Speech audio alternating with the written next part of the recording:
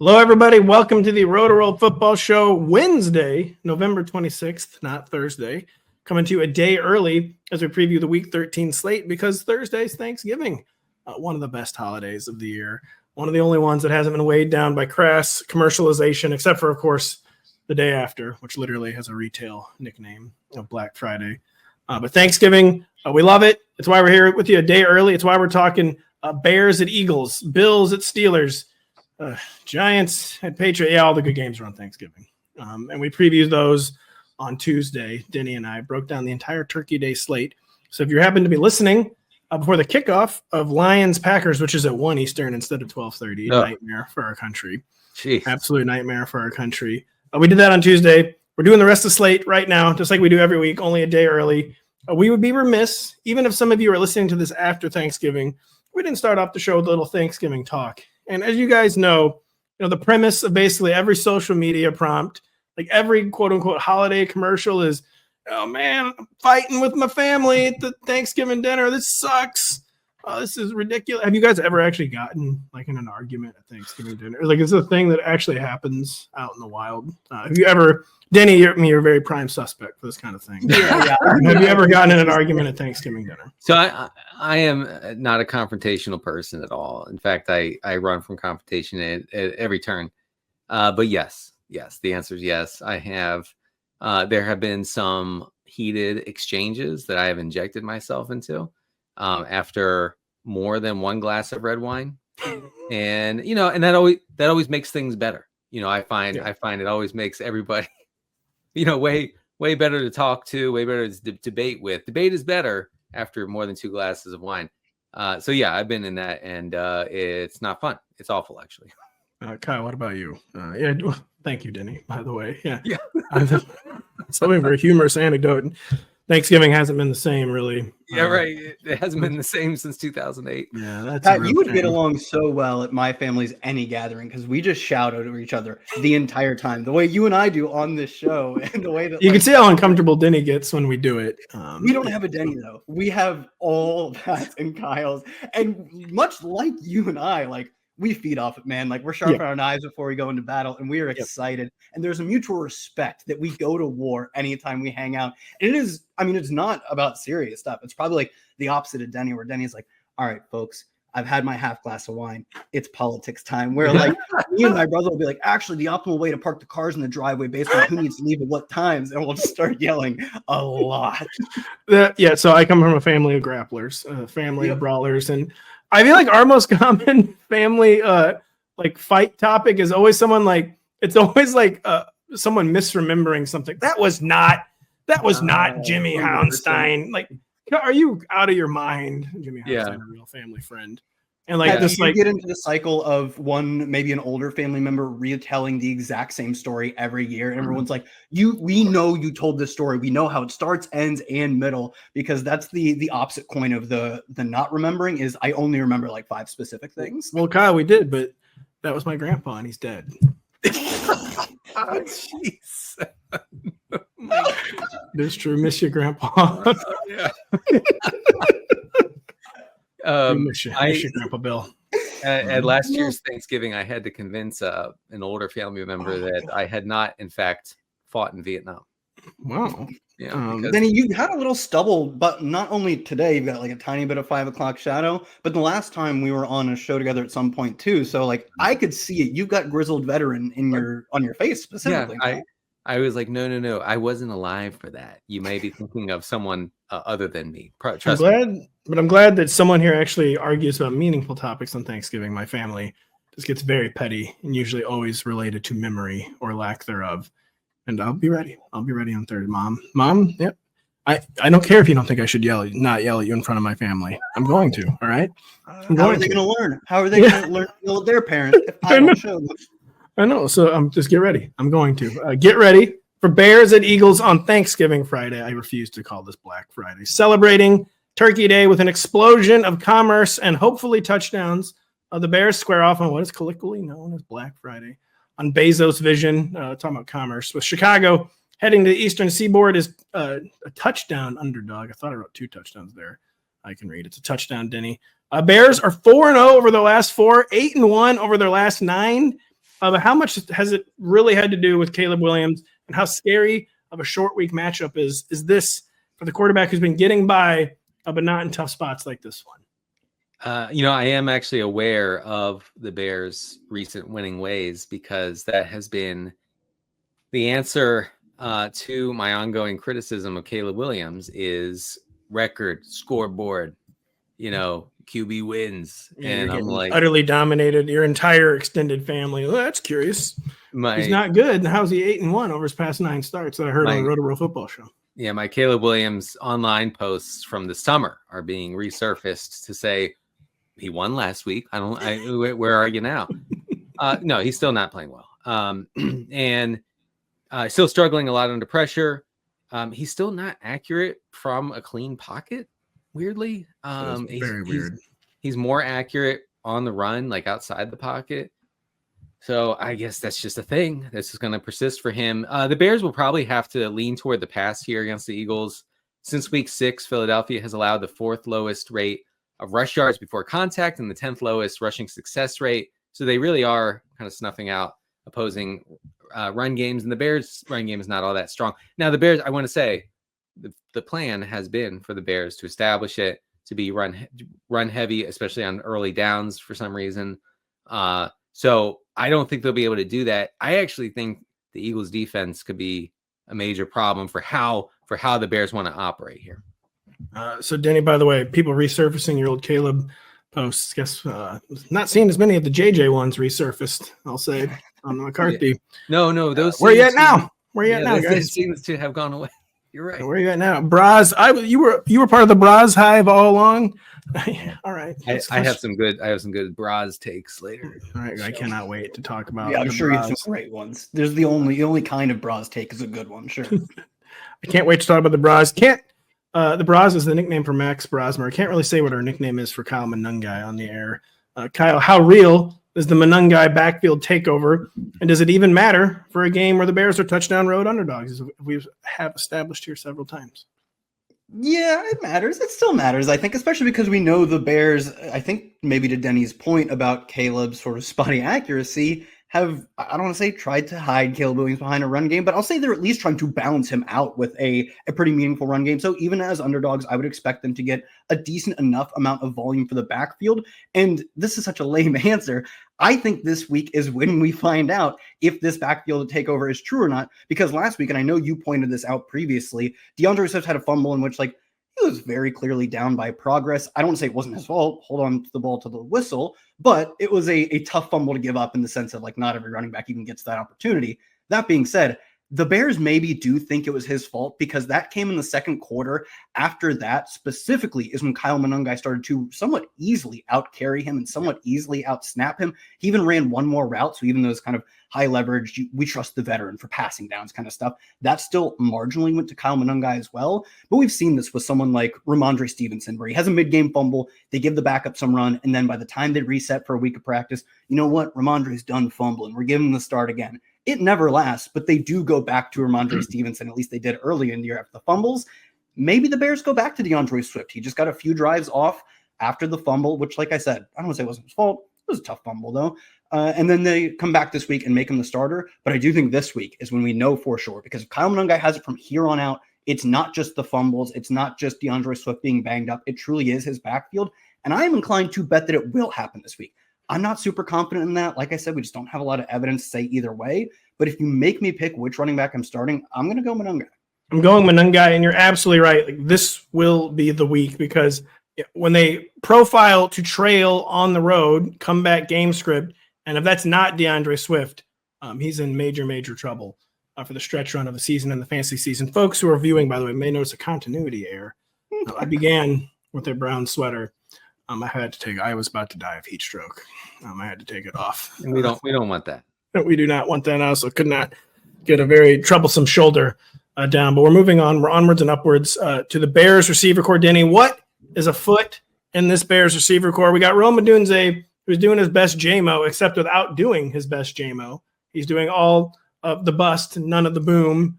And they're trying to get Luther Burden more involved. Olamide Zaccheaus is disappearing. DJ Moore had his best game in several weeks, but his snaps declined. What is going on with the Bears receiver? Just confusing room.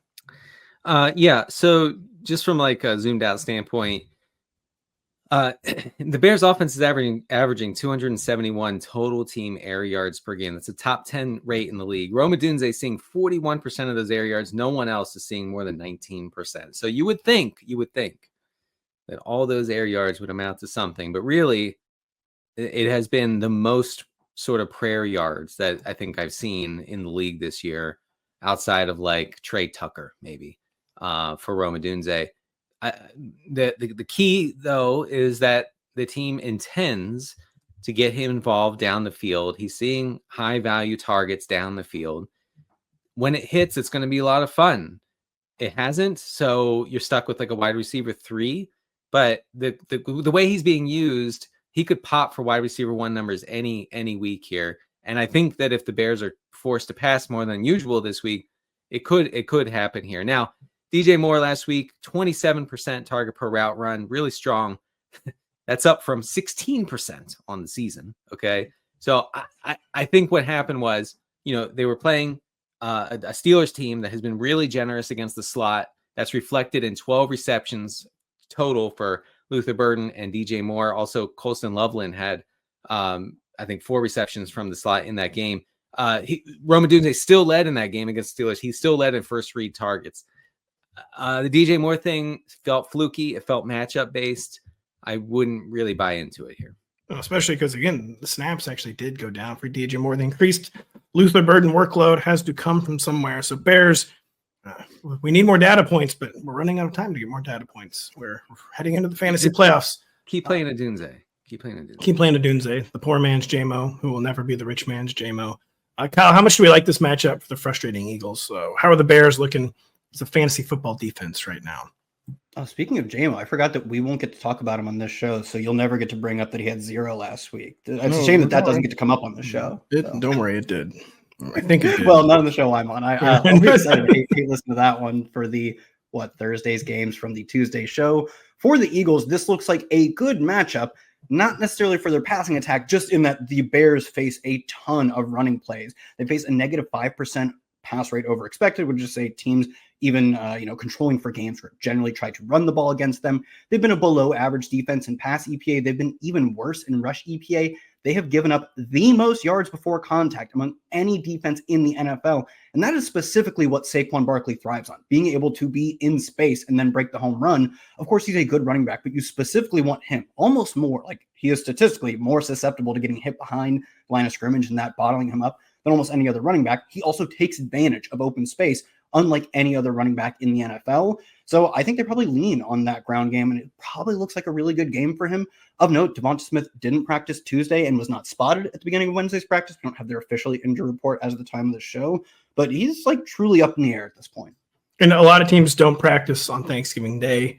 So right. Very notable that he has not been out there. We got to go to the next game. We spent too much time on this game, but the answer to this might be neither. But I just have to know really quick, Denny and Kyle, do you argue more with your mom or dad, Denny?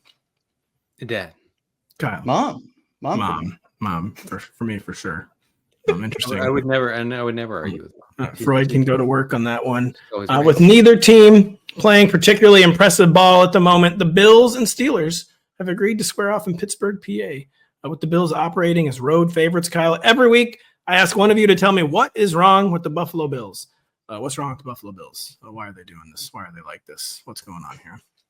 So I said this at this point, probably a month ago, because we do this every 2 weeks, right? They dropped 40. I think they dropped 40 against the Bills 2 games ago. The Bucs. And we take a week off from what's wrong with the Bills. And then they play a really terrible game the next week. We go back to what's wrong with the Bills. And I said with not the most confidence, but it seemed like I knew what was going on, was that Josh Allen's just holding the ball forever and taking more sacks than usual. And I'm pretty comfortable blaming that on the wide receivers, or really the lack thereof in terms of wide receiver talent. And that has been proven true time and time again, both in the good games, in the bad. Right now, he is his second longest time to throw in his entire career. I believe his first longest was his rookie year. So, there's the problem. He's got too much time to think. Much time to think. I guess that could be no one's open, is what you're saying. Yes, that's what I'm saying. Is he's got to operate more in instinct. Josh Allen should not be out there thinking. Yeah. I don't even know if it's that he's out there thinking as much as I don't know, man. It's bad. The thing is, they need better wide receivers. There's nothing you can do to fix that at this point in the year. Khalil Shakir is still seeing a ton of targets, but his ADOT is at like 4, which is to say, of course, you give Khalil Shakir 6 seconds to get open, he's going to get open. And the Bills have actually had one of the highest explosive pass rates in the NFL this year. It's just a matter of they really trudge through a lot of bad plays to get to those explosive plays because they're really good at producing yak. And when Josh Allen gives Khalil Shakir 6 seconds to find an opening, he will find an opening and break a long one.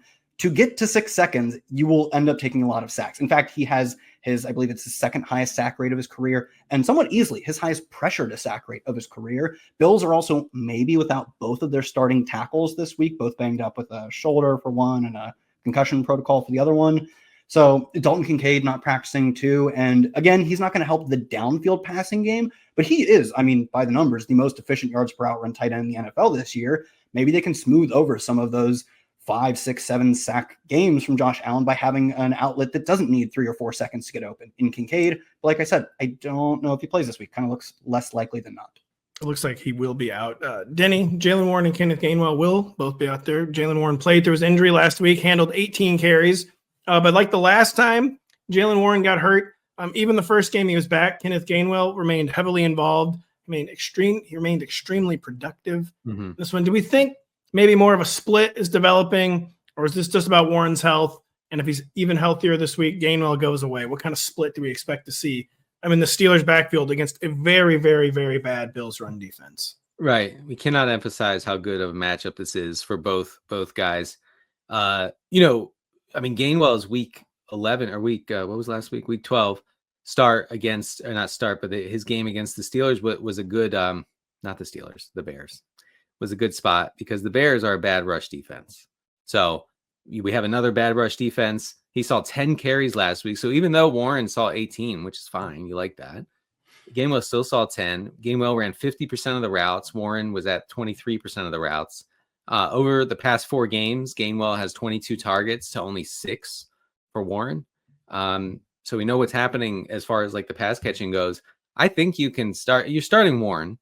I think you can start Gainwell as a flex, maybe a second flex here, pretty comfortably, because I guarantee you the Steelers will be well under their expected pass rate against Buffalo.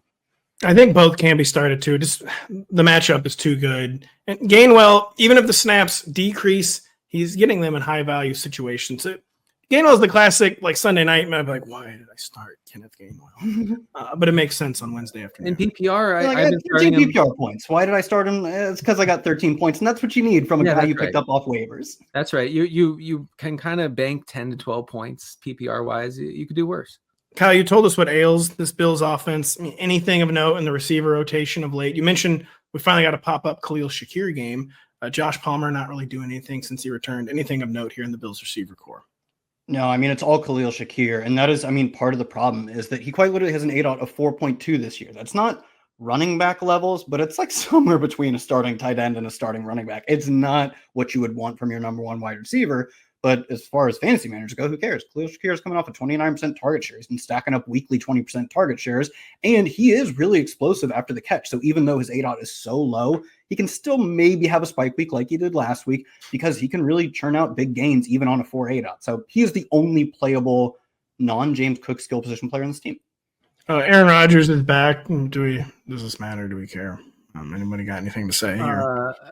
No, I don't care.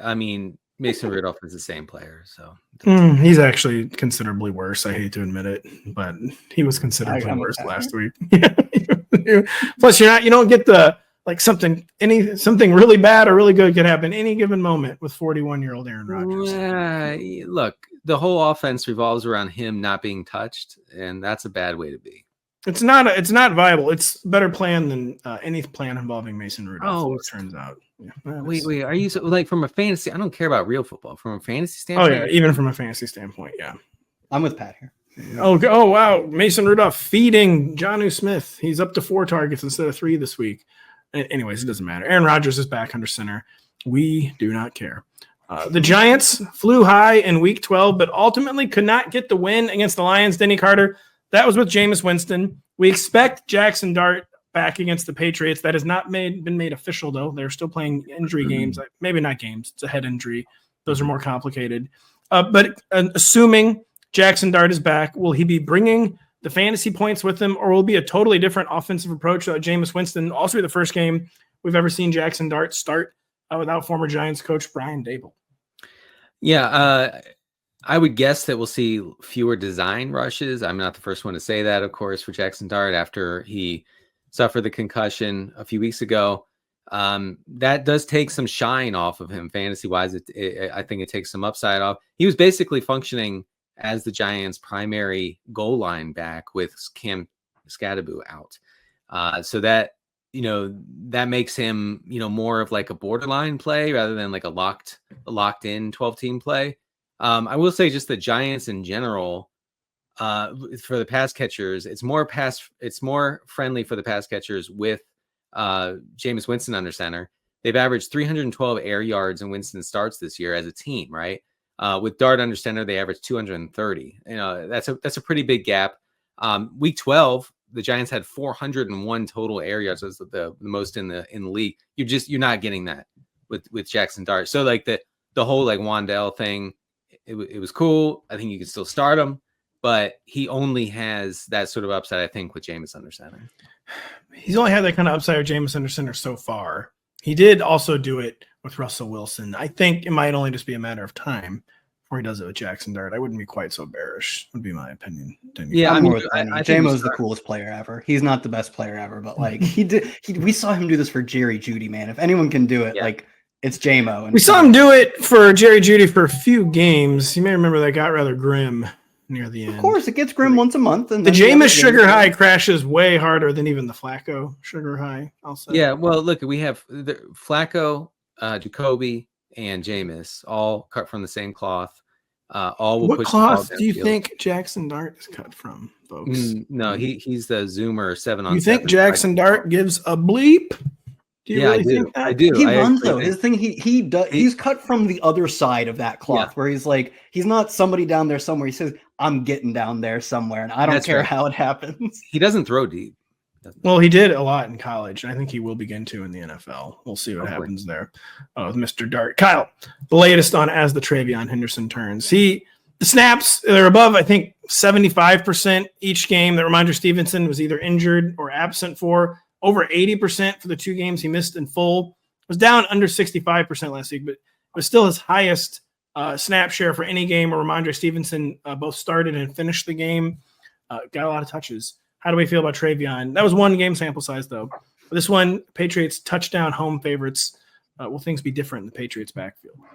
Yeah, I had 67% of the snaps, which is right around what you were saying. 54% of the routes, not all of the routes, but for specifically a player who we saw, he came out of college, was supposedly, based on all the film takes and whatever, great in pass pro and a great pass catcher, really struggled in pass pro earlier in the year, and it wouldn't have surprised me if Ramondre Stevenson came back and immediately ran all the routes. That is not what happened. Like I said, we got just over half of the routes for Travion Henderson, 64% of snaps, 67% of the carries, to be specific. So not a true workhorse back, but we were not expecting true workhorse back, even when we thought early in the year that he was going to take over at any minute. It's just that he needs to get a little over half the carries, and he's such an explosive back that you feel good on not only like 55%, but like I said, last week was 2/3 of the carries. So as a massive favorite this week, a spot where they're going to get to run the ball as much as they want, this is about as good as you can ask for, with one small caveat that they did sub him off on goal line stuff. Terrell Jennings saw a goal line carry, Ramondre Stevenson saw 2 goal line carries. They have 1 carry inside the 5 for Travion Henderson, so it's not like he's completely shut out there. But like I just said Terrell Jennings' name, we're talking about the goal line. That is frustrating, and I think maybe that part does stick a little bit. That feels unfortunately true. But Travion, so far we're 1 for 1 on the rug pull, not happening. You can feel pretty good about that. Please let us go 2 for 2, Mike Vrabel. Denny, you had a thought there? Travion was stopped, I believe, at the 1-yard line twice last week. So it should have been a big game. Yikes. Didn't need to hear that. Wow. Guess who's not even getting a single opportunity. Oh, he got stopped. We tried it. It didn't work. We have no choice but to give Terrell Jennings 5 goal line carries. Yeah, he had the DraftKings snowflake, which was the most triggering thing of it. Nothing like the DK flake hitting you on a Sunday afternoon there. Denny, the Giants receiver core is basically one guy, and Wan'Dale Robinson. The Patriots is more sprawling, but it's one sort of reliable guy in Stephon Diggs, except for he's not even that reliable. Anything interesting happening with the receiver usage patterns for either of these teams? Just real quick on the Giants side, Isaiah Hodgins was the wide receiver 2, clearly over Darius Slayton last week. Darius Slayton is for some reason playing through what appears to be a severe hamstring issue. Okay, they designed the first play of the game for him last week, 23-yard reception. He hurt himself on that play. It looked like, of course, announcers don't notice. Nobody notices. And then he didn't run all that many routes. Isaiah Hodgins took over from there. Hodgins has a nice game, 4 catches, including a touchdown. Anyway, that's just to note for deep league purposes. The thing with Stefon Diggs, and I hate to do this because it sounds like a cop-out for someone who's supposed to analyze these things. But unless you know someone who works for the New England Patriots, you don't know how he's going to be used week to week. This week, he could have a 95% route rate. He could also have a 45% route rate. It really just depends on what they want to do with him. And it's going back and forth, and it's driving me nuts. His targets per route run stay really solid, okay, no matter what he's doing. But a guy can't really get there without a touchdown if he's only running half the routes, and that's what we saw last week with Diggs. So that's kind of maddening. Kayshon Boutte was back last week after a long hamstring injury. He led the team in routes. He saw 2 targets and a total of 9 air yards. Mac Hollins saw 6 targets while running 74% of the routes. So that's unclear right there. And I just wanted to caution on folks who might chase the points with Hunter Henry. There are times to chase points. We talked about last week, Michael Wilson, you chase those points. You don't chase the points for Hunter Henry after he has the perfect matchup for a tight end against the Bengals. He is not being targeted at a high rate. He's not really part of this offense. He's seen fewer targets in 7 games this year. So I know he blew up for you last week. That's cool. I don't think he's a great play this week. The Giants defense is in some ways getting almost as bad as the Bengals, but as Denny said, the Bengals for some reason are historically bad up the seam.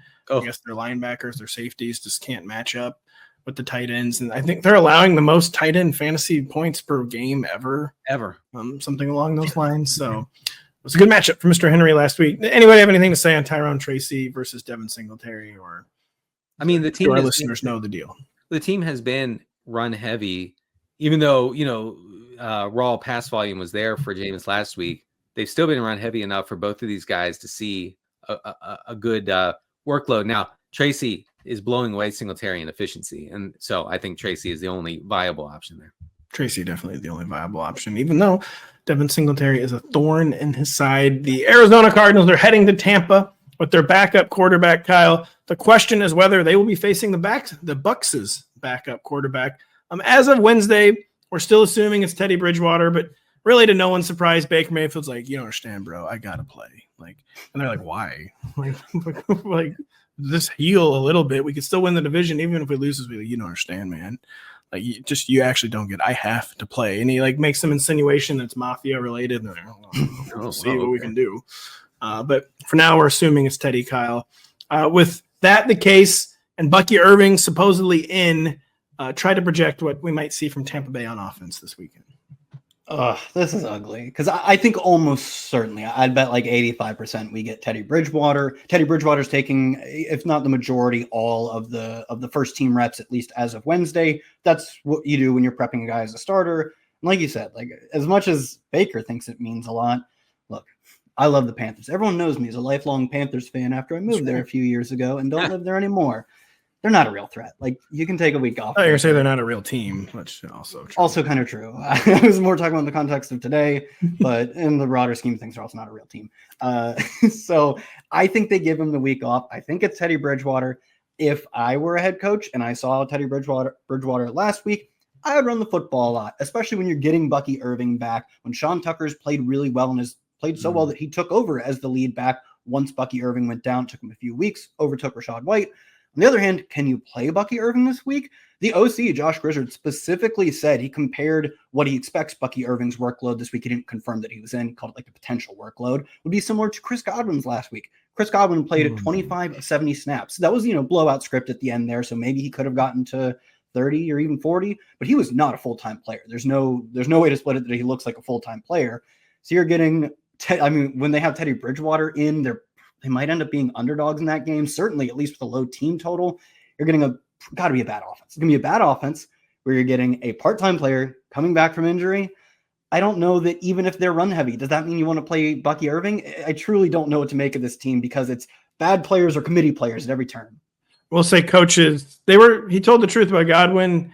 They are very unreliable narrators when it comes to the number of snaps an injured player will play. Because for all we know, like Bucky will like look good in the first round. Like, whatever, just keep giving the ball. It doesn't matter. Who cares? Like snap share. I lied. You want to hear me say it? I lied right to your face. By the way, Denny and I pointed out on Tuesday's show.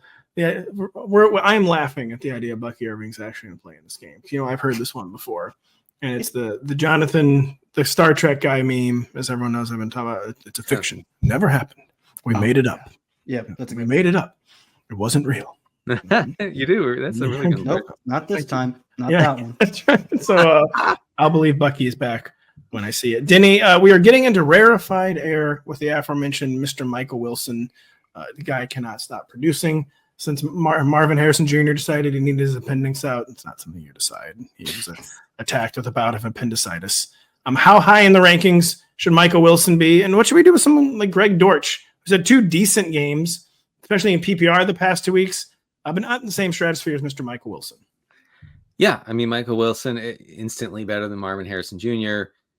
Cardinals OC Drew Pensig said this week that, quote, we will continue to put Michael Wilson higher in the progression, even when Marvin Harrison Jr. returns, which could be as early as this week.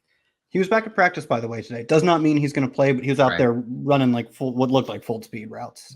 So it didn't happen. It's a fiction. This truly could be a fiction. Sorry. Yeah. So second highest pass rate in the league for the Cardinals since Jacoby took over, 320 air yards per game. That's so many. It's so many. It means that I think it means that you can still play Michael Wilson in many leagues, maybe not all leagues, but many leagues if MHJ returns this week. As for Dortch, 12 first read targets over the past 2 games while running 66% of the routes. It's a good matchup. Well, it's a decent matchup for slot receivers against Tampa. I won't bore you with those numbers. They're pretty dry. But what I'm saying is that there's enough to go around, enough pass attempts, enough air yards to go around, where a guy like Dortch, who's really like a tertiary option here in the Arizona offense, is probably a better play than a lot of secondary options on run heavy teams, if you know what I'm saying. So I think Dortch is okay here. My worry with this game is that Bridgewater just tanks the whole environment, you know? Yeah. And so maybe Jacoby can't get there because the Bucs are not able to score any points. I mean, honestly, like Jacoby might be on the sidelines rooting for Teddy Bridgewater. Like, come on, get him in the end zone, Teddy. I want to keep throwing. He should be too. Both of these guys are on those fantastic TV ads where the backup quarterbacks come in to do everyday tasks. And like Bridgewater has, I think, the best one where he's a good listener for the friends. He's a natural. He can act. He can act. Get this guy an acting job. He shouldn't be under center. That's what I know. He should be acting, not quarterback. Yeah, he's spookily good in that commercial. I believe Teddy. Yeah, I agree. Actually, a good listener. This could also be based on too. We just don't know what's going to happen with the Cardinals' backfield. It seems like Bam Knight is probably out. Seems like Trey Benson might be in. Michael Carter will be active in some capacity, but they don't seem to like him. So that's another kind of. There's a lot of wild cards for the potential offensive environment in this game. I feel like nothing can change the Jacoby Brissett pass first approach at this point, but. We're broadcasting on Wednesday. We have incomplete information on just what the offensive environment might look like in Tampa. Kyle, that includes no matter who's under center for the Bucs. Has Ibuka's season kind of been canceled? Or like the raw target totals remained high. The target share still remains almost gaudy.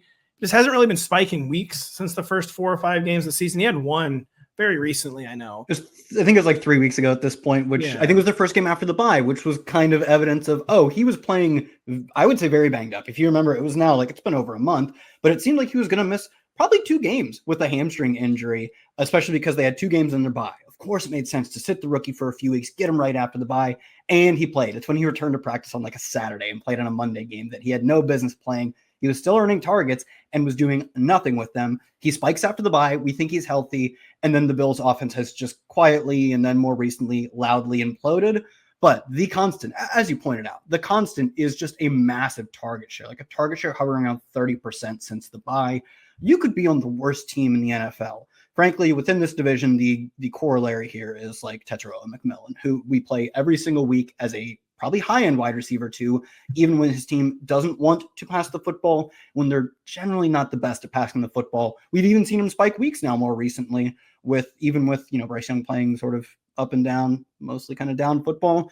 You're still playing Emeka. He right now, the big change would hopefully be just a bunch of layups, make Teddy Bridgewater's life easy. They haven't really been playing Emeka like he played in college as the secondary slot receiver, this sort of slot phenom in college. He's just an outside field stretching, air yards churning number one. That becomes a little more untenable when your team is struggling to pass the football, and we know they're going to do it this week. I hope they move him in the slot more. I hope they scheme him up more screen work. But regardless of how they treat him, even if his usage doesn't change, you're definitely still playing him. You're still playing him, but probably treating him more as a wide receiver 2 than wide receiver 1. I think it was a little too over-aggressive keeping him in the wide receiver 1 ranks as long as they did. Producer Adam points out, by the way, the Bucs implied team total is 22.5. It's not like the highest one you'll ever see. It's higher than you would normally see with Teddy Bridgewater, though. I don't understand. I think it'll be below. It'll be like 16.5 if Teddy Bridgewater gets the starter, or maybe like 17. Wow. Yeah. That seems, I don't know about that. Yeah. Oh, yeah. There's enough good players on this team. Dude. He has an actual game plan. You know how it goes, having a game plan versus being thrust into the proceedings midway. And they said Bowles was like, look, we're going to have to change our offense. He did say that. That was very concerning. Good time to take a break. We will be right back after this. Join in the Thanksgiving tradition. The National Dog Show, presented by Purina, airs at noon on NBC as nearly 2,000 of the top dogs in the country compete for the title of Best in Show. Good little doggies, good little boys and girls. Check it out on NBC. I believe the Macy's Parade, of course, also airing on Thanksgiving Day, right into the Dog Show. Then, of course, Bengals Ravens on Thursday Night Football, also known as Thanksgiving Night this week. Not looking like the same team they were the first 2 months of the season. Denny Carter, the Colts head home for a massive divisional tilt with the Texans. After it appeared Daniel Jones' gravity no longer applied, the QB has crash landed back to earth. It is an awful matchup this week in Houston with Jones playing poorly and the attempts not what they once were. Who do we actually like in this Colts skill core right now? Michael Pittman Jr.'s floor, for instance, has come down. Tyler Warren continues to not spike weeks despite having an impressive floor. Yeah, I think what you're looking at here are which Colts pass catchers are going to catch the short area targets, because the Colts are going to have to get the ball out quickly. Like, their offensive line is good, but they're facing a Houston front seven that is terrorizing opposing quarterbacks. And I would think Shane Steichen, despite the recent struggles from his quarterback, he's still a sharp guy. I think that he'll have a game plan in place that gets the ball out quickly. Now, if Jones does that or not, I don't know. Oh, did you see this report where the Vikings might pursue Jones? How funny is that? That is pretty rich. So you're talking about Pittman. You're talking about Warren. You're not talking about Alec Pierce. I think importantly, it's a bad matchup for him. Houston has been really tough against perimeter receivers for most of this year. Just keep that in mind for flex purposes. And then, you might see Jonathan Taylor get more involved in the pass game, but you're starting him anyway. So that's my take on how this Colts offense will probably operate. My take should be the Colts should just not even attempt a single pass on third down. Just hand it off. 3rd and 8, hand it off. 3rd and 11, hand it off. 3rd and 2, hand it off. Because if you attempt to pass on third down, it will be a sack and potentially a strip sack. That's now, if you look at Daniel Jones' splits from when they're leading to when they're trailing, it is apocalyptic. It is. No way to know what's going on there. Next topic. Even when they were leading last week against the Chiefs, third down was like Spags didn't even radio in a play. Just sack him. Simply go tackle him. Yeah, just simply go tackle him. Kyle, CJ Stroud will supposedly be back after missing the past 3 weeks with concussion. Is this good news or bad news for the Texans receiver core? I hate that we're asking this question, but it does need to be asked after Davis Mills had the passing attack looking a little more lively in CJ's absence. I thought I would get to stir up a little more controversy here, but the spreadsheets are relatively clear on this. CJ Stroud actually ranks 13th in EPA per play. It certainly does not feel like he's been the 13th most efficient quarterback, but as a man of the spreadsheets, I cannot deny what they are saying. And they're also saying the intuitive thing, right? They're not saying anything crazy. They're saying CJ Stroud is better than Davis Mills. Even as someone who has sort of talked about CJ Stroud's struggles in recent years, he's better than Davis Mills. Davis Mills ranks 33rd in EPA per dropback. CJ Stroud hasn't been great in completion percentage over expected. He's right around the 20th mark. Davis Mills is much worse than that as well. I think what Davis Mills has done is target our favorite player, Nico Collins, and a streaming tight end that we've come to know as a tight end one in Dalton Schultz a ton, and that makes us think he's better because he just makes things easy for fantasy purposes. Well, I mean, they are also winning, and good players get the ball to the other good players. I'm pretty sure Nico Collins still had a really good target share, and don't give me this Dalton Schultz is good stuff. So I'm pretty sure Nico Collins has a strong target share. First off, everyone's better than Christian Kirk, all right? We're not going to debate this part. He's been getting it to Jaden Higgins too, even. But CJ Stroud's still not even practicing, so... I saw he was out there on the field today, so he's been hanging around the field. He's hanging around. He's out there. He was at the game last week on the sideline. He also had a weird practice last week, or practice reports last week, where he went DNP, limited DNP. They knew he wasn't going to play, so maybe it's just them working him in and out of the lineup as you do with a player who's not going to play that week. But it's a little weird. It's a little weird. I don't think it's a JJ McCarthy situation from earlier in the season. No. Well, I was supposed to say I don't really think that. I don't think you so. You kind of have to kind of think that, Denny. I don't know. Stroud was playing really well. Time out. I mean, for 3 games before that, he started rough. Time out. Yeah. He's had 1 or 2 good games all year. He had a 3-game stretch where they let him cut it loose, and then Davis Mills comes in. And look, I wanted to be like Davis Mills better. But he's not. I mean, he's horrible, actually. Okay, thank God. All right, so the latest on Stroud, by the way, is that he is practicing today. It's just that he's not out of concussion protocol yet. But that's more of a it's a technicality kind of thing. Yeah, technicality is where I was bureaucratic. Denny, what's the latest on Woody Marks versus Nick Chubb, if anything? The Woody takeover still happening, it appears. I mean, yeah, mostly it's not as lopsided as you would hope, honestly. But last week against the Bills, you had Woody Marks seeing 16 rushes to only 6 for Nick Chubb. Nick Chubb was more involved in the second half. I'm not sure what happened there, but whatever. The important thing is that Nick Chubb averaged 2.7 yards per carry last week. It's just part of a trend where he just can't get anything going. So I'm not worried too much about Marks's workload.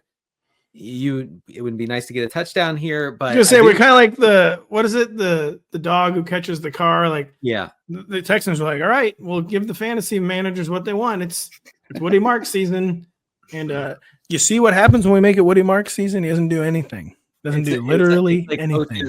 It's like coaches who almost intentionally blow a 4th down call so they could be like, "What the analytics said it should go, and I went, and it didn't work. So what did I do?" Anyway, I do want to point out the Houston offense has been super pass heavy over the past 6 weeks, crazy. We're all trying to find why they got more pass heavy here in the past 3 weeks. No. I don't care why. I'm just saying there's a lot to go around here. You would think that all of a sudden, Denny's like, all of a sudden, can't really figure out. 3 weeks ago, the Texans started passing a lot more. No. We haven't been able to figure out why. No. It was before that. I'm telling you. All right, whatever. We'll put that one to bed. That's enough talk of that one. We'll see what happens. We think CJ Stroud will be under center. For the second time this season, a JJ McCarthy injury has bailed the Vikings out of having to make a really difficult decision. Kyle, unfortunately, it was a head injury, concussion, not what anybody wanted to see, but McCarthy is out. Max Brosmer is in the Week 13 spotlight. What do we expect from a Vikings offense that is a 2-score road underdog against a really tough Seahawks defense? It's probably not going to be good. I still think they almost have to be more efficient passing. The stats gone around that JJ McCarthy is the second least efficient quarterback since the year 2000 behind only was it Jamarcus Russell, right? Russell, the biggest bust in the history of the league. Yeah. So they almost can't. In an almost literal sense, there's about one spot, or you can create a new spot, create spot 853, It almost can't be worse, but our expectations for a UDF rookie making their first start should be still extremely low. Since 2000, I think just about a dozen UDFA rookies have made one start. In their first start, they've averaged 194 yards, just over 1 touchdown, just under 1 interception, and about 17 passing completions. So they're not like twice as good as what we've been getting from JJ McCarthy. So. I know, as bad as you make every single stat sound, it will probably be a modest upgrade. I still think I'm going to be a little hesitant to start someone like Jordan Addison, who not only relies on the offense being efficient, but specifically relies on like high variance downfield shots. Do I really want the UDFA rookie to be like, he can get the ball to Jordan Addison?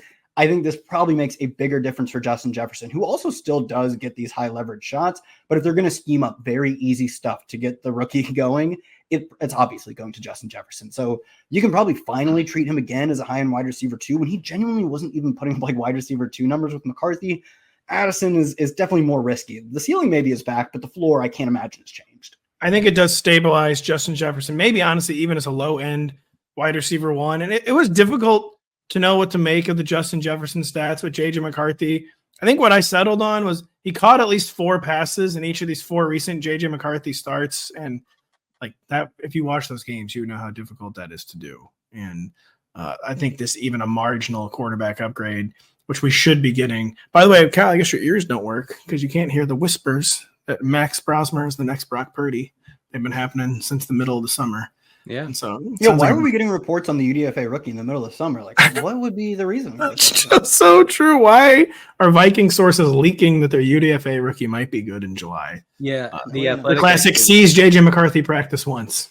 Yeah. The Athletic had a story where it basically said, I wanted to read an excerpt if you don't mind from it, but it basically said this was inevitable. Like everybody knew inside the building that Brosmer was going to get a chance this season because inside there was a lot of skepticism about McCarthy, but they decided to put on a brave face and say, I guess he's okay. Like we should go with him. It seemed like Denny, word had been ricocheting around league circles that not everything was as it appeared with JJ McCarthy. So here's what the Athletic said. Brosmer's on-the-fly processing ability was part of what intrigued Kevin O'Connell 2 years ago when he attended the Golden Gophers Pro Day. Of course, he played for Minnesota in college. Brosmer had not yet played for Minnesota. Being local allowed O'Connell to keep close tabs on Brosmer's development, particularly over the back half of his final college season. It did not hurt that the Gophers had integrated many of the Vikings passing concepts into their offense. This guy's been working in this system. Like he has experience in this system from his college days at University of Minnesota. I think he has every chance to be a market upgrade over. Oh yeah, he's starting every game the rest of the season. I didn't know we were operating under any other premise here. Okay. I mean, you gotta pull the McCarthy plug. I don't. They're gonna fully reset. They're gonna send him to that guy who like works on QB mechanics and like see if he can do anything. Oh man, yeah, that worked for Anthony Richardson real well. I put in my article this week. This might be like too like try hard, like people who like forcing analogies in their articles, but I feel like McCarthy's footwork like looks like an AI glitch.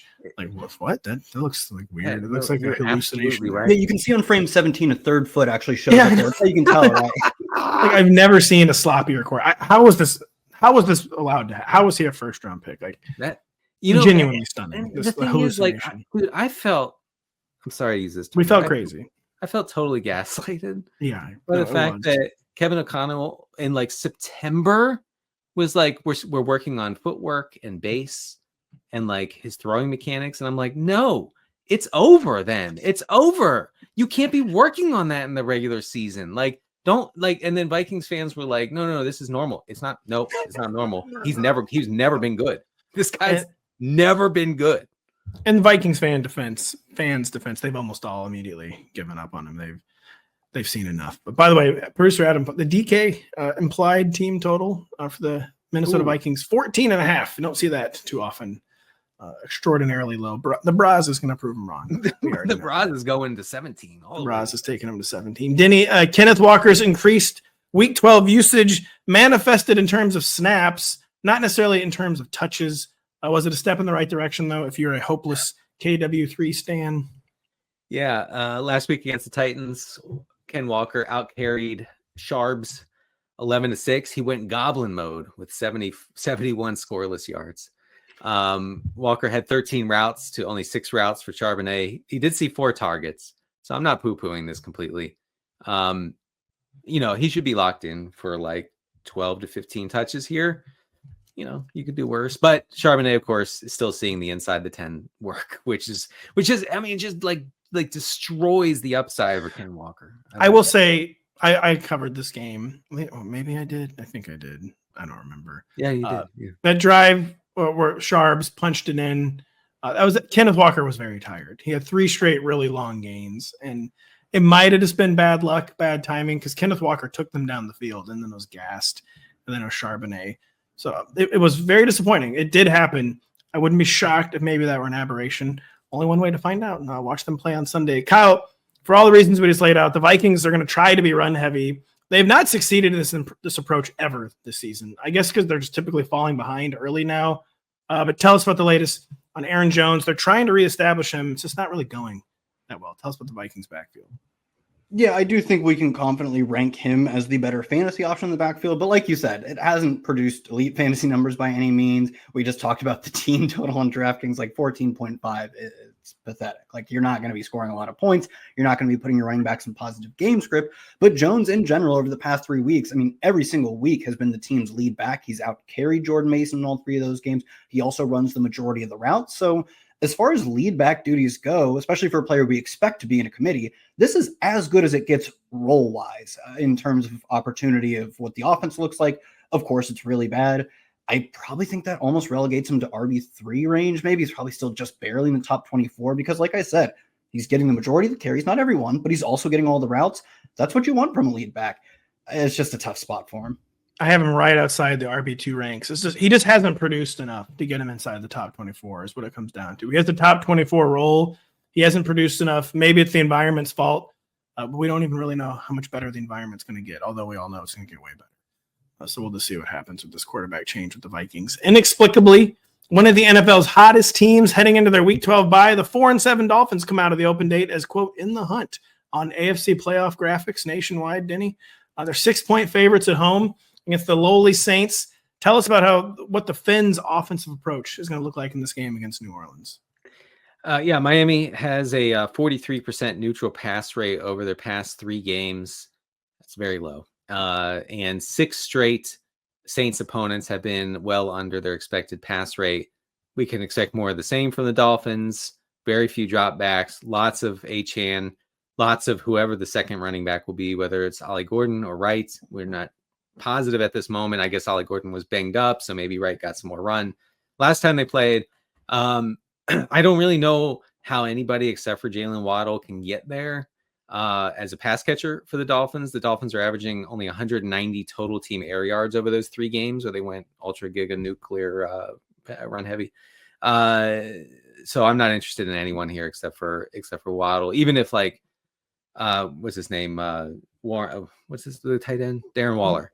If Waller returns. Oh yeah, I thought you were going to say Dulcich. I'll allow Waller, but yeah, I mean, even if he returns, please do not get too excited. I mean, they're just going to establish it against the Saints. As one should do. Where are we? I'm lost my spot on our show sheet here. Kyle, it was a Devin Neal season. Alvin Kamara sidelined. A lot of debate on if Devin Neal was worth kind of emptying the clip in terms of fab dollars, if you've been saving them or saving a waiver priority. I advise a lot of people just to do so. It's week 13. Who knows how many more opportunities are going to arise? What are realistic expectations for Devin Neal against the Dolphins? Yeah, I think he gets a decent amount of the work. I believe he was their only active running back last week after Alvin Kamara went down, so that might explain some of the fact that he had 70%, just over actually 70% of the snaps, just over 70% of the routes. That looks like workhorse stuff. I believe Audric Estime is their now second, was previously their third back. So he'll probably cede a little bit of work to the backup. You don't expect him to get 100% of the carries, but really the big thorn in the side is going to be Taysom Hill, who straight up out carried him 10-7 last week. Taysom Hill got 15 snaps at running back, still played a little bit at quarterback, still played a little bit at wide receiver, but it does seem like he could just be in the mix as he's probably not going to be the lead back this time around, but as the RB2. God, I would hope not. 10 carries, 17 yards, 32 carries for 69 yards on the season. Looking like Tom Brady as a rusher. It does seem like time to pull the plug on this one. Yep. I I don't agree, think they will, but- to be clear. I think he'll get carries this week, but I do agree that he will not, I don't think at least, out carry Devin Neal. I will say he also still gets work at the goal line. They don't have many, and obviously the Saints, they don't have that many opportunities inside the 5 this year. He's tied for a team high and inside the 5 opportunities. He's only 1 red zone carry behind Alvin Kamara. He missed like the first month and a half of the season, and he's immediately catching up to Alvin Kamara in terms of red zone carries. So wouldn't stun me if he gets only 7 carries and 1 or 2 of them are at the goal line. Who knows if he converts, but either way, it'll be frustrating for Neal. Taysom Hill is a must start in 12-team leagues this week. I will become the Joker if they do this Hill thing even one more week. I've never seen a more spent experiment. No, I agree. No, let me be clear, and Kyle is clear too. We don't like it. It's terrible. It's terrible. I hate it on all my teams. Every time I pick them up, I'm sickened by my own act. I know. No, it's disgusting. But like, how many tight ends are seeing 10 touches in a game, especially high value touches? It's crazy. High value touches with low value returns for Taysom Hill. One of the more stunningly inefficient players I've ever seen in the history of football. Denny, real quick, anything going on with the Saints pass catchers not named Taysom Hill? Be clear on Taysom Hill, inefficient this season, wildly efficient throughout his career. Then turned 36 once. I know, I get it. Also, I blew up his knee. It happened too. So everybody wants Devon Vele to be a thing. Who's everyone? We can move on. Yeah, still. Oh, sorry. Wait. He led the team in routes last week, so you got that going for you if you're playing in a points per route league. He was targeted on 9% of his routes. He's just a total like nothing as far as fantasy goes. So please stop this. Olave still going nuts with air yards, 157 air yards in week 12. He's going to get there. Mason Tipton's season is back. He ran 70% of the routes, things of that nature. So, Danny, you said people are trying to say new Michael Wilson just dropped, and what you're telling them is under no circumstances is Devon Vele a new Michael Wilson. I see like in football media, I see a lot of Devon Vele talk, and I don't understand why, because the guy is like the worst slot receiver I've ever seen. Still adjusting to life without left tackle Joe Alt. The Chargers nevertheless come off by as 2-score favorites against the comatose Raiders. Kyle, how has Alt's loss altered a passing attack that had been amongst the league's best before losing its blindside protector? Yeah, so this year, I think Alt missed a little bit of time early too, and then obviously he's missed a bunch of weeks. He's done for the year. So in snaps with Joe Alt off the field, the Chargers are dead last in EPA per play. They're below average in success rate. Justin Herbert's sack rate goes up. He ends up throwing shorter passes, but throws them, charted by Pro Football Focus, less accurately. So he throws less valuable passes and is able to complete them at a lower rate. It's a nightmare. It truly is a nightmare. I think Herbert is a player who's really going to be hamstrung by the loss of, before the start of the year, his right tackle and now his left tackle. The interior of the line was the weakness of the line. Obviously, the tackles are awesome. The interior of the line is awful. Now the tackles are awful. I still think volume-based bets, like someone like Omarion Hampton we'll talk about in a little bit, or Ladd McConkey, who seems to kind of reclaim that wide receiver 1 role in this team, you can still play him, but our expectations have to seriously drop in the way they've been playing without Alt. Maybe this bye week, you'd hope, they're a well-coached team, gives them some outs on how to figure out a better offensive scheme, knowing that pressures are coming Justin Herbert's way. But these are Band-Aids. They're not long-term fixes. I still think Ladd has a higher floor than Keenan Allen and just better spiked week potential than Quentin Johnston, where you can still trust in Ladd. Everyone else, not so sure. Danny, what are the effects, if any, of the Raiders, the sinking Raiders ship, firing Chip Kelly? Of the 3 potential scapegoats, Pete Carroll, Geno Smith, Chip Kelly probably seem the least responsible for their struggles. What, if anything, is going to change? By the way, Tom Brady, big Chip Kelly backer, basically like recruited him. So not great in the front office or whatever Tom Brady does for the Raiders. Who knows? It's unclear. Yeah, I don't think there'll be much change. I think they're going to try to establish it, try to get back to basics, to Raiders football. And it doesn't matter at all because this offensive line is terrible. Coached by Pete Carroll's son, one of 2 Pete Carroll's sons who are on the Raiders staff. They also have a Gruden kid, and they also have Deuce Staley's kid. They do. So this is just one big grift. There's a third Pete Carroll son and Geno Smith. And so Jeremy Fowler reports today, there's talk that this might be it for Pete Carroll. Is there any scenario in which he comes back? There's talk. Wow, yeah, There's that's talk. Me with one hand left in the water at the Titanic, like, guys, it doesn't look good. The boat's going down. There's talk. Where did Rose go? Where's my girl Rose? I don't hear anybody talking. Honestly, Pete Carroll should have done the right thing like weeks ago and just retired. He actually should have just resigned. I completely agree. Obviously he's going to hold on so his kids have something to do during the day. I don't know. Anyway, Chargers pressure the passer at a bottom 10 rate. I didn't know that, which is kind of strange. But so maybe Geno won't be sacked 10 times like he was last week against the Browns. Quarterbacks or stats. Sacks are a quarterback stat. Oh no, totally agree. Totally. If I had known about this offensive line, I wouldn't have even looked at the Zoomer creation that is Brock Bowers. I would not even look at him. Wow, I thought you were saying Ashton Genty, even a bigger shot. Him too. That guy. Come on, man. That guy. We got to move on before Denny says anything more incendiary. Kyle, really quickly, Chargers backfield with or without Amari Hampton seems genuinely questionable if he's going to come off IR this week. With Amari Hampton, I think they've probably held him out this long to get him close to his normal role once he comes back. If he's back this week, the last time we saw him play a full game, he saw every single one of the team's carries. He ran for like 128 yards at 10 yards per carry. He's caught at least 5 passes in back-to-back weeks, including the week that he left early. He was catching a ton of passes early in that game. His role was RB1 levels of elite, and he had finally, in his final 2 games before getting banged up, started to put up efficiency numbers that are what you'd expect from an RB1.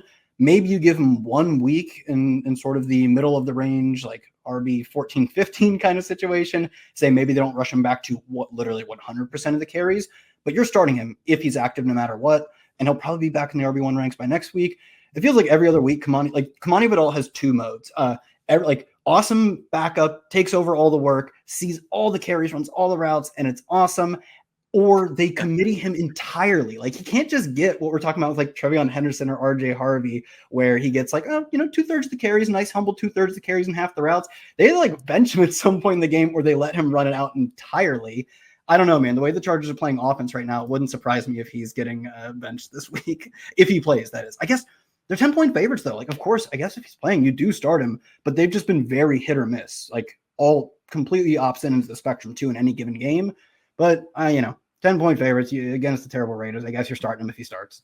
Also, I put a little more bearish than Marion, kind of more like the RB 24 to 30 range, just for maybe they don't block well and they're not running well, or maybe if they are up by 2 scores, they try to keep him off his feet a little bit after the lengthy absence, and Kamani Vidal's more involved than expected. So you'll probably start Amari Hampton, but if you have like 3 or 4 good running backs, not positive you'll be starting Amari Hampton. It could be if you're rich, I guess you don't have to start him if you're just swimming in gold these days, huh? Denny, Rams, Panthers. We don't talk a whole lot about the Rams, but we do need to talk about Puka Nakua's recent snap shares. Are they trying to just keep him healthy? They've been down. The box scores are still really good. Extremely high floor. Not a ton of ceiling lately, though, for Puka Nacua. Again, probably a league-leading floor. This has not had one of those like insane Puka Nacua weeks of late.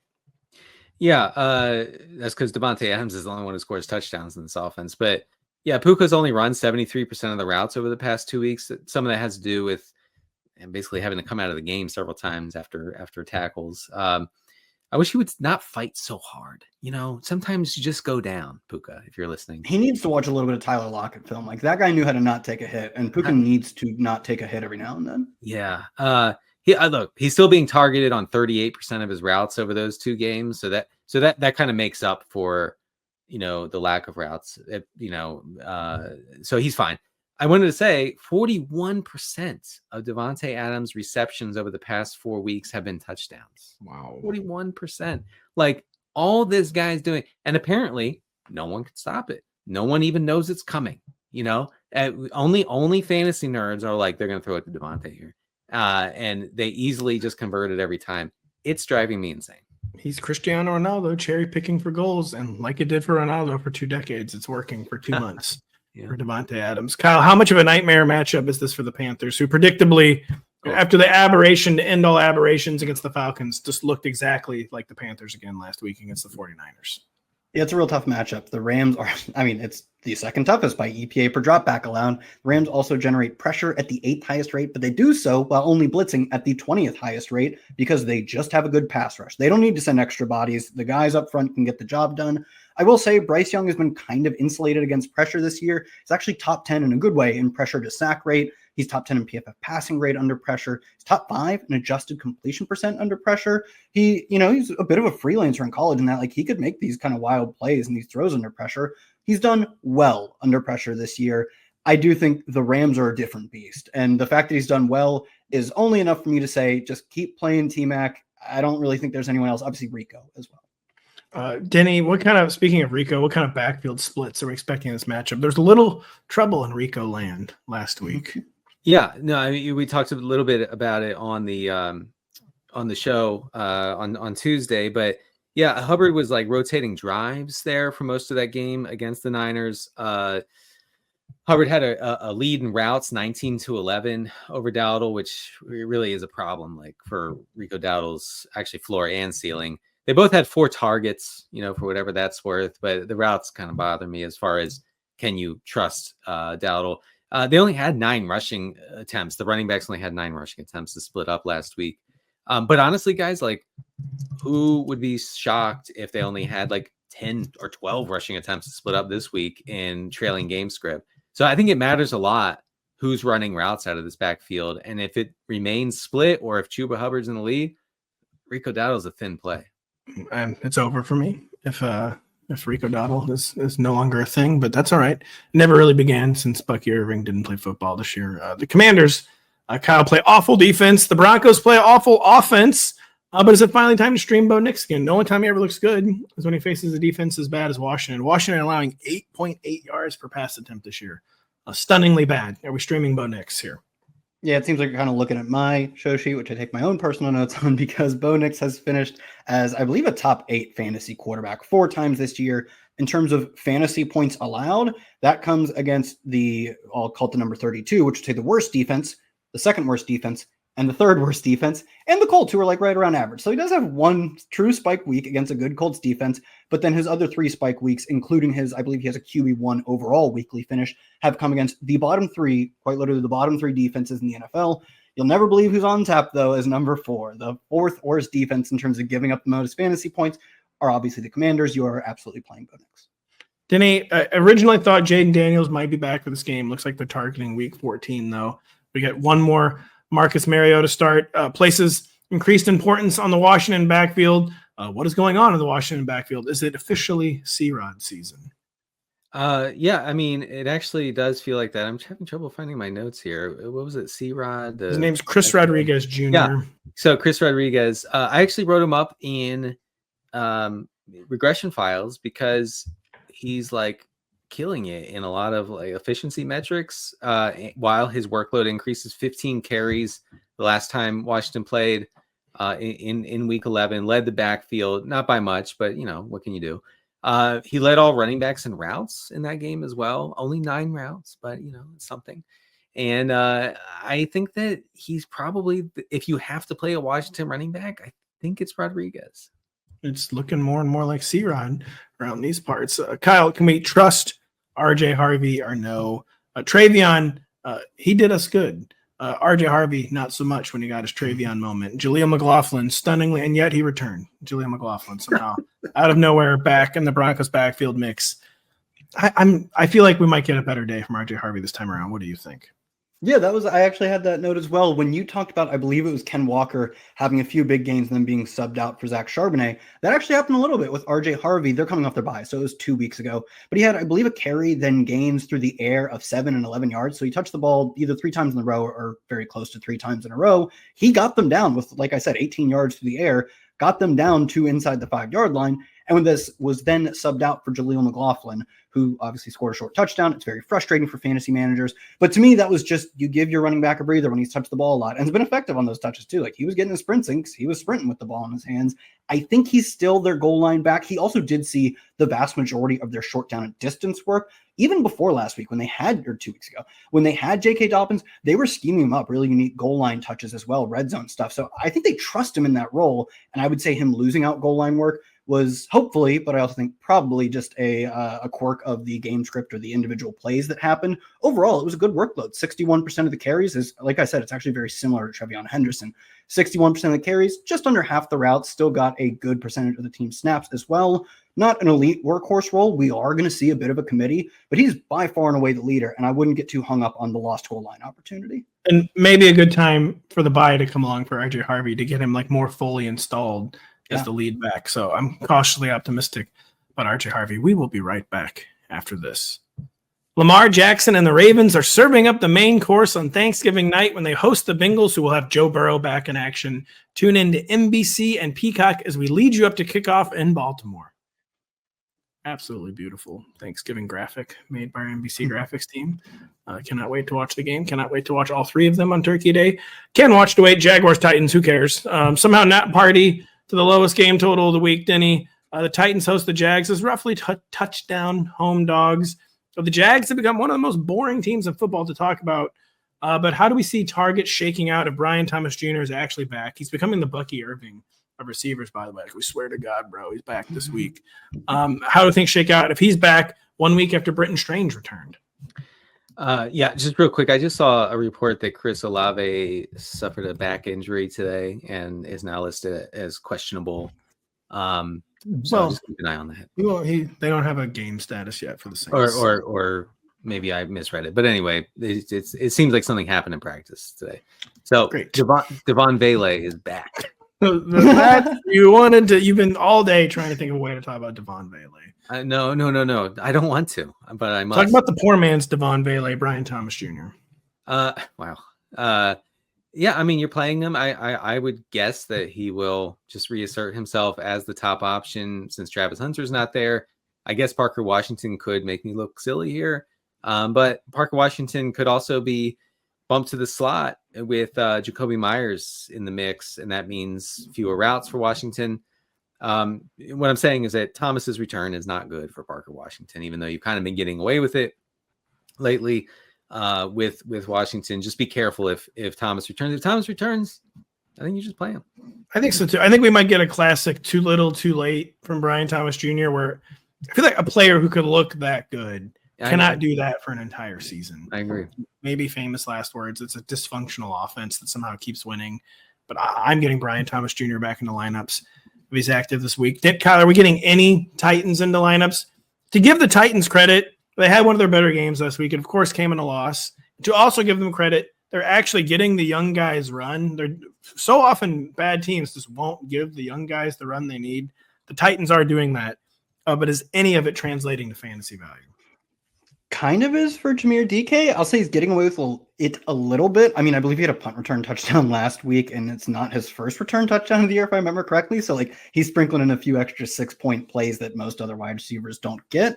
But he did lead the team, tied with Gunnar Helm, actually. Another young player, like you mentioned, they're just giving run to. Did lead the team with 7 targets. It was still only a 19% target share. If you told me a player had a 19% target share on probably the worst offense in football, I wouldn't be that interested.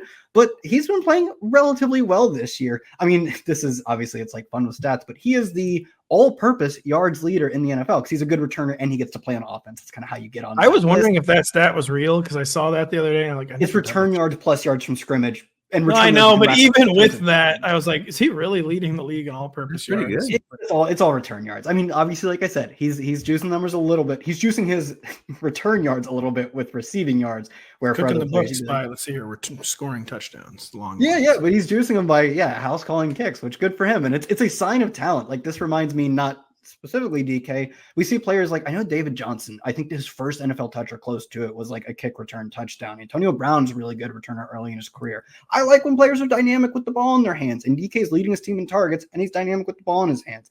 Still probably only a wide receiver 4 because it's the Titans and they're really bad. Maybe Gunnar Helm, who, like I said, team high, tied with DK, 7 targets, goes 6 for 51 last week. Maybe sort of playable, but you probably have better streaming options. The backfield was dominated by Tony Pollard, 11 carries to Tajay Spears 3. That's a really good split. Did he do anything? No, of course he didn't. Of course he didn't do anything with it. I would not play any of these running backs. Alec Ayumanor, by the way, back at practice on Wednesday, so things could get a little more confusing in this Titans skill core. Denny, things did get confusing in the Jaguars backfield, but the Bashal Tutin has kind of missed his moment. Seemed like he had the takeover, then he got banged up. didn't miss any time, but Travis Etienne's been playing his best football in several months the past 2 weeks. Did we just miss the moment with Bashal Tutin? Maybe 15 carries for Etienne last week, 7 for Bashal Tutin. Etienne was very efficient, and Tutin was not efficient at all. That could have to do with the ankle injury that Tutin was dealing with. Etienne ran 45% of the routes, only 17% of the routes for Tutin. I think you may be right. He may have missed his window, and Etienne is the guy to play. I don't think you can play Tutin in any format, especially with all 32 teams this week. Tutin is not really a viable second flex. Very sad, devastating outcome if you were holding him all season long, but these things happen in fantasy football. In the quarterback matchup that nobody wanted, it's Kirk Cousins versus Tyrod Taylor in New York City. And by New York City, we, of course, mean New Jersey. The Giants and Jets have played in Jersey for 50 years now, Kyle. Did anything change with the Jets offense following Tyrod's insertion under center last week? I thought maybe because they did this their first time they played Tyrod. I believe it was like week 3. Justin Fields missed a concussion. They actually let Tyrod pass a little bit. It was like maybe their only positive pass rate over expected. They didn't mess around with any of that, and I can't blame them for not wanting to let Tyrod Taylor throw the football at a negative 9% pass rate over expected. And I guess at this point, we kind of know where the passes are going. It's John Mechie over the past 2 weeks among the receivers, second in targets, and Adonai Mitchell first in targets, slight lead over Mechie, but with just unfathomable amounts of air yards. Denny, he's the classic player you would have hated last year because he goes deep and he never catches a single one of them. And I'm always like, he's going to regress to his air yards, and he never does. He drops passes. Passes are all inaccurate from Tyrod Taylor. You can play him. I mean, like I said, we actually should be targeting guys who rack up quite literally 120 to 150 air yards every single game. That's about his average over the past 2 weeks since he got installed as a starter for the Jets.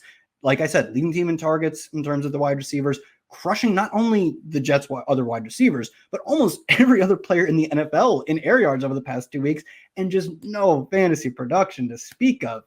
There's some deep flex juice here, and it would not surprise me if he's not only like, oh, he had a startable week, he had a spike week, but there's just no in between, right? He's either going to catch 2 or 3 long ones, maybe even score 2 or 3 touchdowns, or he's going to continue to drop passes, and Tyrod will miss other passes. So it's total feast or famine, but it's kind of fun. John Mechie also, like maybe a true last gasp wide receiver 4. Yep. Not I much talked a ceiling ton about Mitchell because it's fun, but Mechie, like I said, he's got a target share over 20% the past 2 weeks too, so startable for sure. He lacks the ceiling of A.D. Mitchell. Unlike A.D. Mitchell, though, he can catch the football and actually establish a floor. Denny, quick update on the Falcons during Kirk Cousins' time. Of course, the franchise policy, Drake London is not allowed to play. If Kirk Cousins is starting quarterback, Kirk Cousins must be punished for taking our money. So Drake London's out this week. Kirk Cousins is still in. What do we expect to see? Yeah, I wouldn't be surprised if London just doesn't come back this year. I mean, it's the season. He's in Cabo. He's in Cabo. Spotted in Cabo on Thursday. Yeah, Mooney. You should feel bad about getting away with it with Mooney last week. You really should. 3 targets, 70 some yards and a touchdown. Like, get out of here. I don't see the problem. I see. No, you should be ashamed. The guy was only targeted on 12% of his routes. That's disgusting. So yeah, totally got away with it. I honestly think you're just trying not to play him, but I guess you just go ahead and play him since Mooney's out. Kyle Pitts, since London's out, we know what you mean. But yeah, but here's the thing: like, they're kind of rotating guys everywhere right now, and no one has a huge route rate, which is kind of maddening. I thought we'd get that, but no. But yeah, I mean, Mooney, just be aware. Mooney got away with it last week. The Falcons, by the way, not great sign. They're talking about maybe needing to make other quarterback plans for 2026 because of the severity of Michael Penix's knee injury. Just everything has gone wrong for this team. And they made things hard on themselves with some of the decisions they made. And boy, they're not getting the good outcomes on those decisions they made. Unimpressive road favorites against Myles Garrett's wrecking ball pass rush. The 49ers will be looking to rebound from a mediocre Week 12 showing. Denny, I say this, they won by 2 scores against the Carolina Panthers. They did not look good in the process, though. Just how bad of a matchup is this for Brock Purdy, who threw 3 first-half interceptions in Week 12? Yeah, as we may have said on a VOD recently, a video on demand, I don't think you should even think about starting Brock Purdy in 12-team one-quarterback leagues. I said, yeah, in my league, I have to start. Well, okay, that's fine. But it could not be worse. It could not be worse here. You have to also remember that our guy Brock is from the state of Arizona. And in Arizona, they never have seen any precipitation or wind. And so what he's going to be playing in Cleveland this week.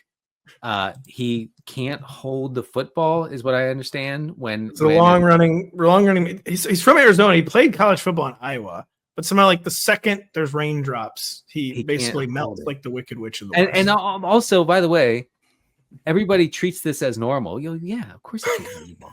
What are you talking about? Dude, put a glove on, man. Anyway, I think he's a disaster play, and this Niners offense is going to struggle against this pass rush, I think. Total 36.5. Started at 37.5. Further to fall here. Apparently. But by the way, not to fact check you, Denny, I've actually been in Arizona when I witnessed a dust storm. There is wind. You're right. There is. I'm sorry to our folks in Arizona. There is wind occasionally in Arizona. Kyle, Brown's life under Shedeur Sanders. Horrible in week 11 relief duty. Better than expected in week 12. That would be a stretch to say he was good, though. 49ers defense, though, is very bad this year. What are we seeing from Shedeur? What do we expect to see from Shedeur? Last week, he was actually somewhat efficient. He was like top 15 in expected points added per play, but that largely comes down to two specific plays. One, a 66-yard just check down to Dylan Sampson where he houses it. Another awesome play. This is totally on Shedeur in a good way. It's his responsibility for a beautiful deep shot to Isaiah Bond. And maybe that's the one difference that I think both fans and probably the Browns coaching staff making the decision can hang their hat on. It took 1.5 games, one start plus half another game for Shedeur Sanders to throw more deep completions than Dylan Gabriel all year. Obviously, Dylan Gabriel didn't start every single game, but Shedeur Sanders in 1.5 games has 3 deep completions. He's averaging like 16, 17 yards per attempt, completing 40% of his passes on deep throws. Very small samples, admittedly, but it took him 1.5 games to be a better deep passer than Dylan Gabriel. He's got like a deep throw rate over 4 times, almost 5 times higher than Dylan Gabriel. I don't think they'll have great results, especially because their deep receivers are Cedric Tillman and Jerry Jeudy. They're not doing them any favors. This team is built essentially for checkdowns, but they're going to be a more fun passing attack, even though they still want to run the football a lot. When they do pass, it'll be more fun with Shedeur than Dylan Gabriel, who's just a real trouble to watch. So, by the way, we're recording this one day before Thanksgiving. This Browns game will, of course, take place after Thanksgiving. Anyone from the Midwest or familiar at all with Ohio knows that the weather in Cleveland, Ohio after Thanksgiving is not good again until May 30th. And so it goes out saying there's one of those winter Cleveland hurricanes blowing in off Lake Erie for this game, and that both Brock Purdy and Shedeur Sanders will be in the proverbial football hell. Absolutely, man. Shedeur, good luck. I mean, just this, it's going to be. Shedeur just came, mostly in October and September. He just came from the Buffs, though, Colorado. He'll be fine. Brock Purdy is our guy who can't even hold the football. I actually think Shanahan would be justified in just starting Mac Jones this week. I don't think anybody would blame him. But yeah, of course. You just That's probably a good way to end the show today. We hope we got to every fantasy relevant player that you have going into week 13. Things are getting very, very real in fantasy football. 2 weeks left in the fantasy regular season. No buys this week. And of course, if you're fighting for your life next week in week 14, 4 teams are on bye. Then the playoffs begin week 15. But we hope that we helped you out. We hope you have a wonderful Thanksgiving holiday. We hope you listen when we recap the entire Sunday slate on Sunday evening. So for Denny Carter, for Kyle Dvorchak, I'm Patrick Daugherty. Happy Thanksgiving. We'll talk to you real soon.